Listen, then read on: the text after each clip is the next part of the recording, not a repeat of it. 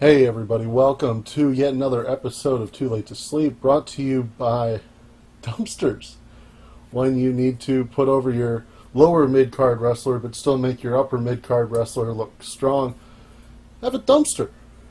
Also, if you don't want to buy a dumpster, and I don't know why you wouldn't, maybe buy a Pro Wrestling Crates, where I got this snazzy new shirt. Got some referral links down there. They're not actually a sponsor, just throwing some referral links out there. Maybe you'll like it. For everything created, What was that? destruction's on call. That's annoying. Anyway, this is Too Late to Sleep.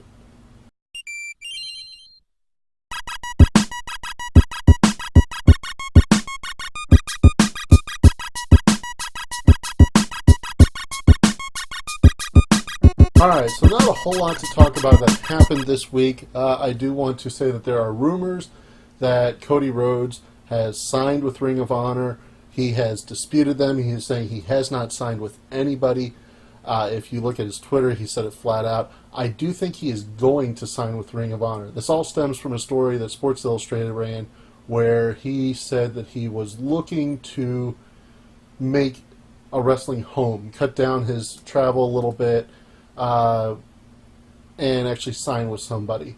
He didn't say he was going to cut it out completely, but he wanted to have kind of a home base that would make it so he's not traveling to 20 different countries and all over the world every month, which is understandable.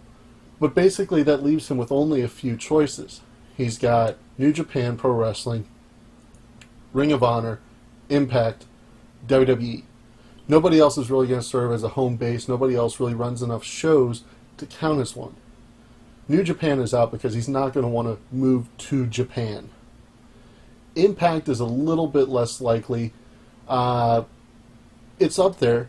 He could sign with them, but I don't think that they're going to give him quite the freedom that he wants. I think he wants to be able to especially work with New Japan on a limited basis. He's already said he's going to wrestle in the G1, and if he signs with Impact, that's going to be hard for him to do. I don't think he wants to go there full-time, but he definitely is going to want to be there for the big shows. He's going to want to be on the finals of the G1 Climax. He's going to want to be at the January 4th show. I don't think he joined the Bullet Club just to leave. I don't think he joined to be a Jeff Jarrett. So Impact rules that out. So that really only leaves two options. There's WWE, which would probably let him fulfill his already made obligations. He probably would still go to the G1, but that would be it. He would make the most money there, and he wouldn't be Stardust, presumably. I don't think he would sign the contract if they were going to make him go back to Stardust. But I don't think that that is as likely as Ring of Honor. With Ring of Honor, he still gets to do all the indie dates he's been doing that he wants to do. He won't be able to do TV, but that's not going to cut him out of PWG the way it's going to cut him out of Impact. And I don't think that's a problem for him, because he's not using the Cody Rhodes name anyway. So that way, with the TV contract, he doesn't have to worry about it anyway. He can just go by whatever the hell name he wants, and nobody's going to give him a problem anyway. And that lets him work New Japan. He gets to do G1 all he wants. He gets to do all that stuff, but only on his time. It works out the best. I think Ring of Honor is where he's going to sign, but those are his options. We've got Bray Wyatt showed up on Raw. He is going to be part of Payback. We'll be talking about that in a minute with a Smackdown match, which is weird. But he showed up in the main event as Miz's mystery partner, and after the match, he laid out The Miz. So people are wondering, what the hell does this mean? And I'll tell you, it means nothing. This is another flirtation with the main event, but as long as Brock Lesnar has the Universal title, the main event on Raw is just the mid-card. This is basically them showing that he's dangerous, that he can take out anybody, that he can be a tweener. But he's not going to be a tweener. He's not going to be a good guy. He's not going to be a face. He's just going to be a heel that hates The Miz. That's all. Don't look into it too much. It was just to give him a little bit of heat going into Payback when he can't face Randy Orton until the show. Because they separated them, there's no face-to-face confrontations. The other thing happened on Raw that everybody was talking about was that dumpster match.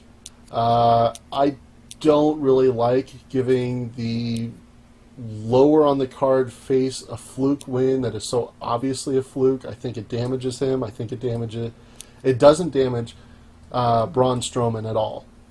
Obviously, he looks like $1 million, but Kalisto, barely anybody's going to remember that he won. They're all going to remember that he got thrown off the stage. Except the stage isn't that high, so it doesn't even look as bad as when the New Age Outlaws did it to Terry Funk and Mick Foley 20 years ago. So it was just a weird booking, but Braun is where the money is. Kalisto obviously isn't, even though Kalisto's investing in new gear, just was part of the Superstar shakeup, should be getting a push. No, he's a sacrificial lamb. Over on Smackdown with the main event, I thought it was interesting how they did it, with the little cluster at the end with the new heel lady stable running in. I liked that Naomi did not interfere in that beatdown. Becky Lynch kind of brought it up on Talking Smack. By the way, JBL was great on Talking Smack. I hope he stays on until Daniel Bryan comes back. I hope Daniel Bryan's coming back. But back to this. Becky pointed out that Naomi did not interfere, and why should she be expected to come in and help out Charlotte when even Naomi's not going to? And I like it because if Naomi had helped out and gotten beat down, then you're rushing Charlotte's face turn, and you are taking the focus off of Naomi. Naomi is already committed. She's the champion, and that takes all the focus off of her onto Becky. Now, there's still focus on Becky. Is she going to help out her friend? Is she going to trust Charlotte Flair? Are they going to work together while still giving us Naomi's story as well? She's already taking a back seat in this story, but it would have been so much worse if they had already committed her to being on Team Charlotte. Now this drags it out. Charlotte still has a reason to feud with Naomi. They can still change the belts if they want. I don't think they will yet after doing it this way, but they can. It's an option that's on the table that would have been gone if they were already partners. So I like how they did that. That was really smart booking on their part, and I really think that was a good move. The only thing we really have left to talk about today is Payback. We got the match listing right here. We got Enzo and Cass versus Gallows and Anderson on the kickoff show. I don't know what to expect out of that. Both of them kind of got pushed back a little bit when the Hardy Boys returned, and I don't think either of them are in line for a title shot anytime soon. I would expect that there's probably a little bit better chance that Enzo and Cass pick up the win, but in the end, this is kind of inconsequential while all the focus is on the title. You're going to have the Miz TV segment. Maybe we'll get the next feud for Finn Balor. It would be nice. He could be... I hope they don't put him with Samoa Joe after the Rollins feud is over, but it's so hard to tell where they want to take him. I mean, he's got all that never defeated for the title heat, but without Lesnar showing up, they can't really do anything, and I'm not sure they're going to waste a Lesnar match on Finn Balor, even though that would be an amazing match. So it's going to be interesting to see where they're taking Finn now that they've kind of painted themselves into a corner. That's usually when WWE is best, is when they're trying to get themselves out of a mess that they made. We got Owens versus Jericho for the U.S. Championship. Winner will keep the belt on SmackDown. There's been a lot of rumors that Jericho is leaving soon, if not immediately after this match. Apparently he's got Fozzy tour dates coming up, so do not expect him to win. It's possible they might pull Swerve out, but it's unlikely. I think this is going to be the last we see of Jericho for a little bit. Unfortunately, Owens wins, and there's a chance it could be pretty brutal. And he could storyline retire Jericho in this match. We got Hardys versus Cesaro and Sheamus for the tag titles. I don't think that this is going to end the feud. I think the way they've been playing it up, there's a better chance that we're going to see a heel turn for Cesaro. I don't think they win, but I think after the match they beat down the Hardys and look dominant, so that we'll get one more match between the two with Cesaro as the newly turned heels, which is nice because there's really not enough heels on the Raw roster right now in the tag division, with the Revival out for Dawson's injury.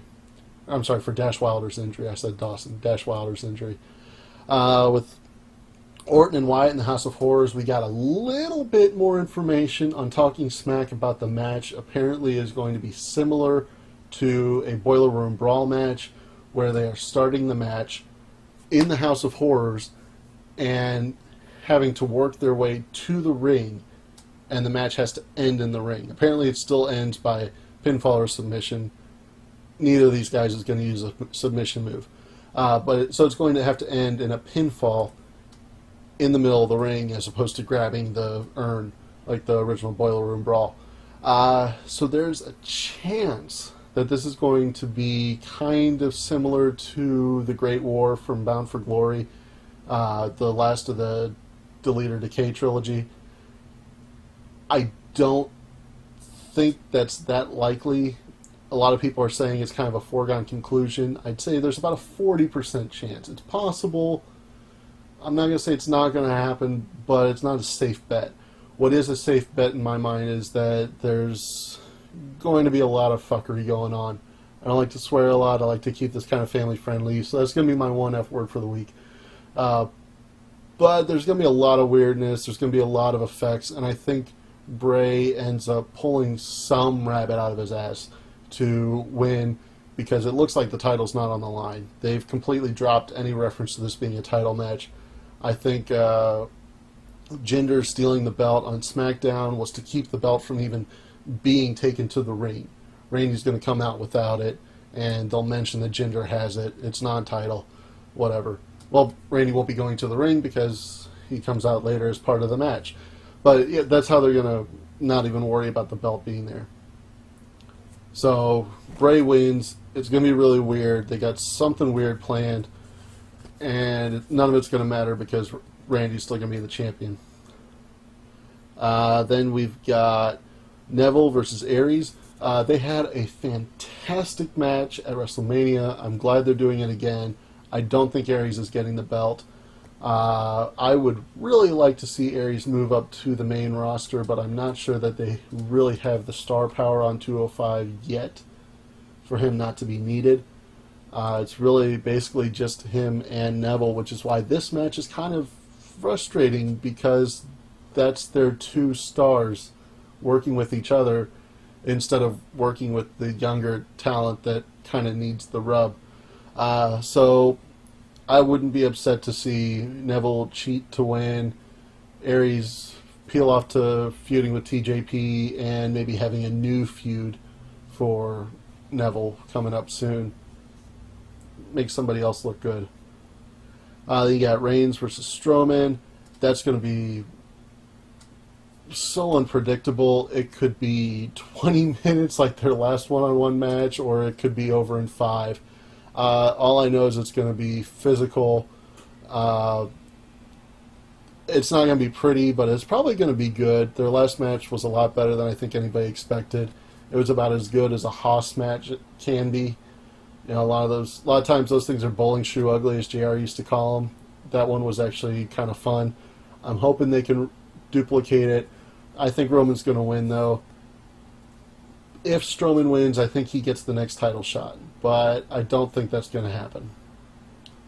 Seth Rollins versus Samoa Joe. I think Rollins wins.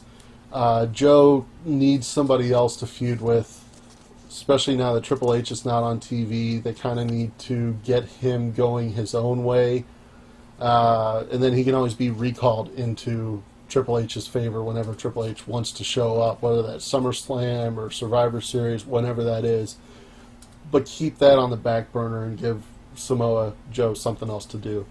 Finally, we've got Bayley versus Alexa Bliss for the Women's Championship. I think that Bayley will win, but I think Sasha is going to be involved, probably cheating to help Bayley. I think this is going to be where they're going to start to plant the seeds on screen of Sasha's heel turn, which I think is going to lead to a match at SummerSlam.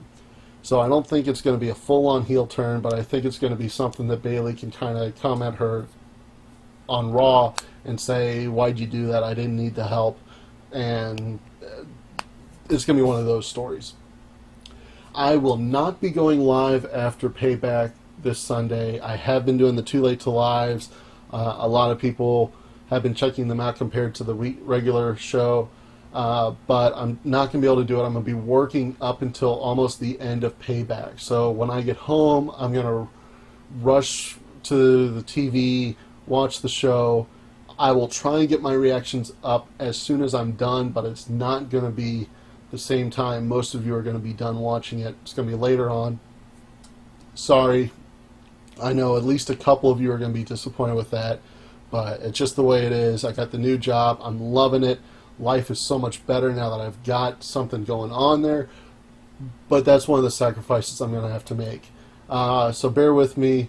Eventually, I'd love for this to be my full-time job, and it won't be a problem, but that's a little pipe dream for a few years down the line. Anyway, thank you all for checking this out. I love you, Trampions. If you are watching this, then for some reason you were interested in what I had to say, and I honestly mean that. I love that you guys are watching. I thank you from the bottom of my heart. If this is something you liked watching, hit right here to subscribe, get more of it. I'm going to toss up some videos that I think you're going to like, that YouTube thinks you're going to like. Thank you, as always. Cheers.